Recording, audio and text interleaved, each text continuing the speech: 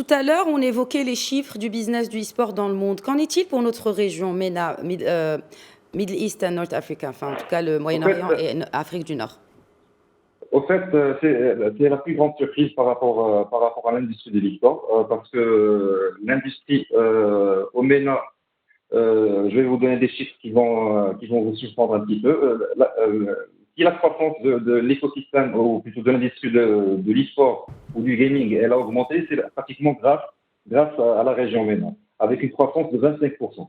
La, la seule région MENA, elle a enregistré 2 fois le taux de croissance de la Chine et 6 fois le taux de croissance de l'Amérique du Nord.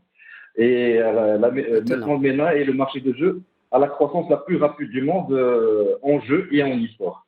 Le, et, le, et franchement, le nombre de gamers, il a explosé. Et c'est notamment grâce, parce que si on prend un petit peu l'e-sport, il se joue sur 3 plateformes. Bien sûr, il y a le PC, il y a le console et il y a le mobile.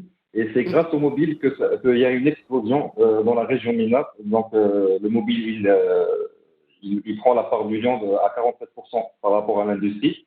Et c'est 587 millions de joueurs qui sont de l'Afrique du Nord au Moyen-Orient. Alors, autant de chiffres, une évolution assez impressionnante, mais qu'en est-il de la structuration du e-sport en tant qu'industrie dans cette région, et notamment au Maroc, à travers bien sûr l'organisation de compétitions, mais en tout cas à travers aussi la création de valeurs? Au fait, la tendance, elle a commencé, on revient toujours au MENA, la tendance, elle a commencé au MENA parce que vu la croissance, tous les constructeurs, tous les éditeurs, ils se sont implantés au MENA. Donc automatiquement, ça a donné, le plus que ça a donné ces 3 dernières années, c'est que plusieurs éditeurs, ils ont arabisé leur jeu, et ils Mhm. ont vraiment arabisé leur jeu pour toucher un petit peu cette population. Euh, ça a marché au MENA, mais cette vague va arriver à l'Afrique du Nord.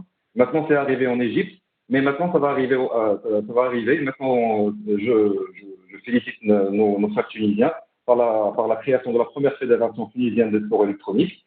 Par rapport au Maroc, maintenant, il y a une grande structuration et j'aimerais féliciter un opérateur télécom qui a Oui. organisé pendant 3 ans, des compétitions qui sont en ligne, en physique. Ces compétitions, c'est eux qui ont donné de l'espoir et surtout qui ont donné un but aux gamers marocains.